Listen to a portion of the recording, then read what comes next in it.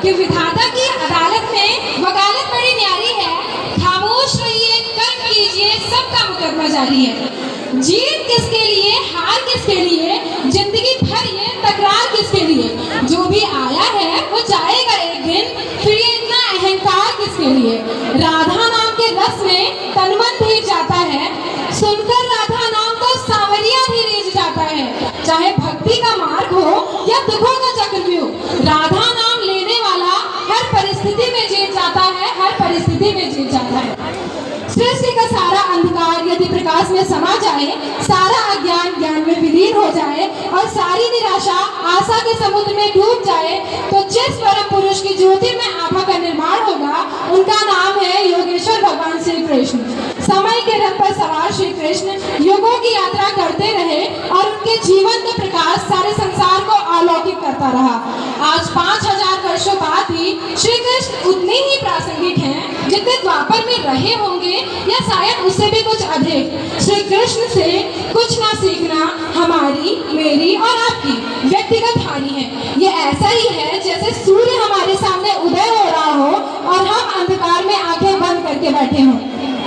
नमस्कार, मैं हूँ आरती सिंह, कक्षा 8 की छात्रा। आप सभी को श्री कृष्ण जन्माष्टमी की हार्दिक शुभकामनाएं।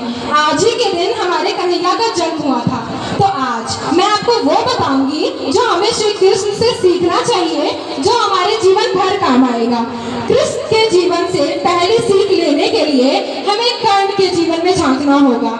कृष्ण और कर्ण, महाभारत के ये दोनों पात्र अलग अलग पक्षों से लड़े, अलग अलग आदर्शों पर आगे बढ़े और इनके जीवन में इतनी समानताएं हैं कि आप सुनकर हैरान रह जाएंगे। पहले आप समानताएं सुनिए, फिर मैं आपको बताऊंगी कि इतनी समानताओं के बावजूद भी दोनों एक दूसरे से कितने अलग थे और इसलिए दोनों का परिणाम कितना अलग हुआ। कर्ण जन्म के साथ ही अपने माता पिता से अलग हो गए। जिसके पिता सूर्य थे, माता कुंती सती कुमारी, कि जिसके पिता सूर्य थे, माता कुंती सती कुमारी, उसका पलना हुई धार पर बहती हुई पिटारी। कृष्ण के साथ भी यही हुआ। मथुरा में कंस के कारावास में उनका जन्म हुआ और जन्म लेते ही वासुदेव ने गोकुल छोड़ाए।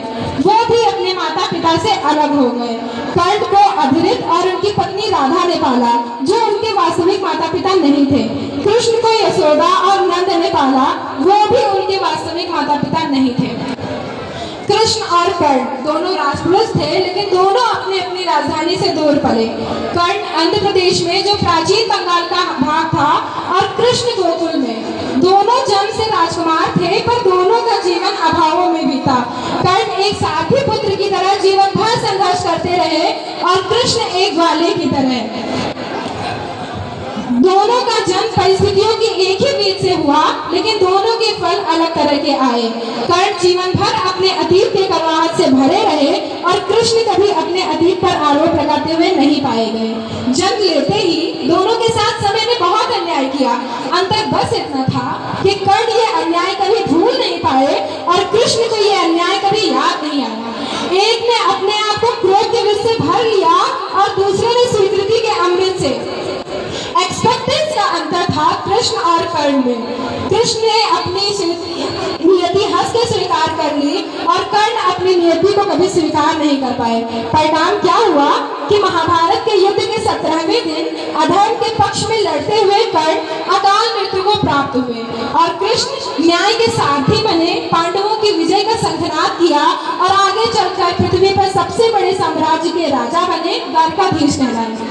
अंत में मैं यही कहना चाहूंगी कि परिस्थितियों का चक्र चलता रहेगा। सब कुछ हमारे मन का नहीं होगा। कई बार हमें लगेगा कि हमारे साथ अन्याय हो रहा है, भाग्य हमें धोखा दे रहा है, लेकिन ये चुनाव हम पर है कि हम कर्ण की तरह जीवन भर रोते तड़पते रहें या कृष्ण की तरह अपने जीवन को उत्सव बना दें। हमारा यही चुनाव तय करेगा कि हम समय के कुरुक्षेत्र में पराजित होंगे या विजय का पांचजन्य फूंक कर खुशियों की वारिका में राज करेंगे। धन्यवाद।